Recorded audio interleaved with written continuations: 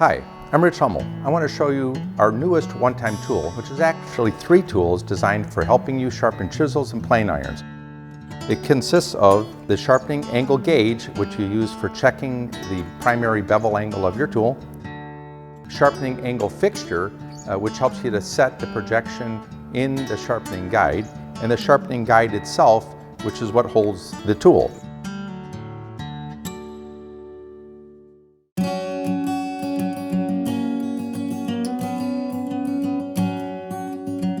The sharpening guide is similar to a traditional honing guide, like this Eclipse version. The difference you'll notice are the wheels. An Eclipse version has a single wheel in the middle. Ours has 2 wheels. The benefit of having 2 wheels is you have a much wider stance, and it's much easier to keep the front edge of your tool perpendicular to the sides, because the sharpening guide will not rock as you're pushing it forward and back on the stone. The other neat thing is that these wheels can be reconfigured. If you have a really narrow tool, say an 1/8" chisel, you're going to need those wheels on the outboard side, as I have them right here, to make room for clamping such a narrow tool. If you're going to be sharpening a plane iron, you need the wheels on the inside so that you're not skating off the edge of your sharpening stone.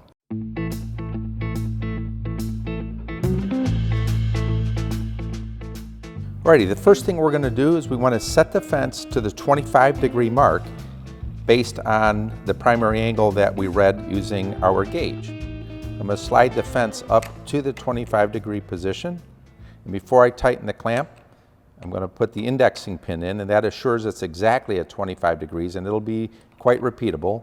And then I tighten the knob right here. Next, I'm going to take the sharpening guide and I'm going to flip it over on its back and make sure it's, of course, on the step here and up against the front of the step there.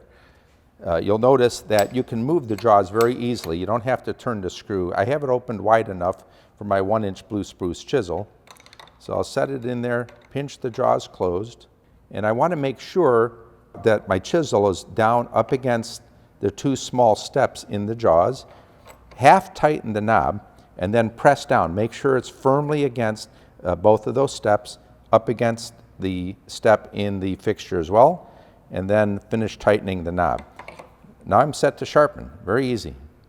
But if you have something much wider, say a 2 1/4" plane iron, you can see what's going to happen here. Look how wide the wheels are. That will literally fall off the edge of most sharpening stones. So we want to move these wheels to the inside. On the inside is a screw that holds the axle. We want to move the wheel to the inside.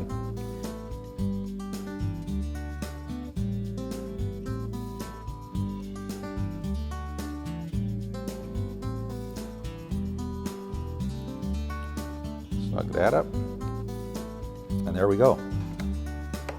Pinch it together. I'm doing 2 things at once here. I'm holding the plane iron up against the fence at the 25-degree position. I have both jaws up against the step in the angle fixture.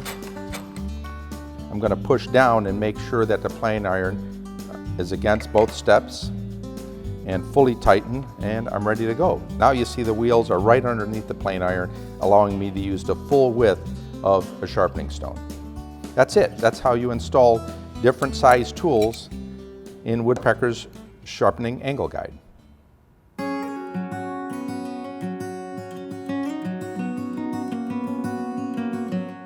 We're going to start off with the coarsest stone, and I'll show you a little bit on technique. You're going to end up putting your fingers and hands where they're most comfortable for you.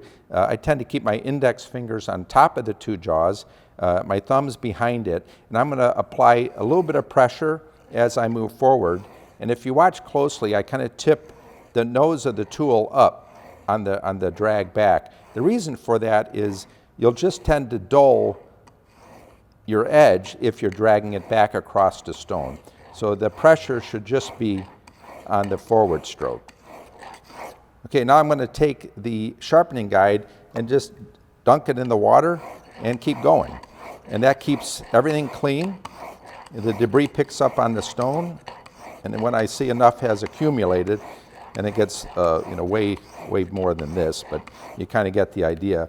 I'll take that stone and rinse it in the water, flip it around so I don't wear out one side, and we'll make a few more strokes. Alrighty, that's in good shape. We'll clean off the stone, and now I'm going to move to the 1,000 grit stone, get a little bit of water on it, and repeat the process. Okay, so for the 1,000 grit, I don't need to do a whole bunch. I'm really just trying to make that primary bevel look pretty. All right, now that we're done with the primary bevel, we're going to set up the stop to 27 degrees. We were at 25. We want to put a 2-degree micro bevel on it. We start by removing the indexing pin, loosen the clamp knob, and just slide the fence forward to approximately 27 degrees. Take your indexing pin, and instead of it going in the right-hand side, which are your primary angles, you put it in the left-hand side, which are your micro bevels, and then tighten the clamp knob. Now we're ready to move the chisel to the new position. You can see that the sharpening guide is nowhere near up against the step or the shoulder. So we're going to loosen the clamp. And I'm pressing the chisel up against the fence. I'm pressing the sharpening guide up against the step. And I tighten the knob. Press down, make sure it's resting against the 2 steps, on the 1 step on each jaw. And we're ready to do the micro bevel. Everybody kind of does this a little differently. I don't even start a micro bevel until I'm at least 4,000 grit. In this case, with the Shapton stones, I'm actually using a 5,000 grit. We're not trying to remove much metal. All we're trying to do is put a razor sharp edge at the very tip of the chisel. And I'm applying pressure on the forward stroke and no pressure on the reverse stroke. And it doesn't take very many strokes to put a micro bevel on. Normally, no more than about 20 strokes.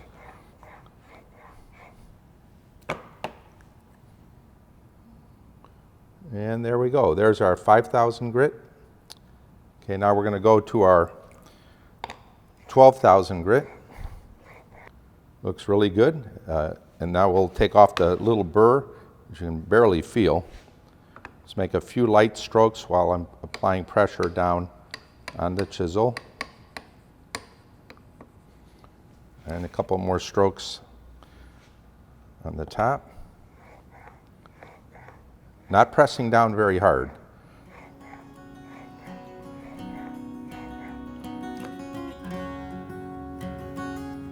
And there you go. That's how you get a razor sharp edge on the chisel. And it shaves.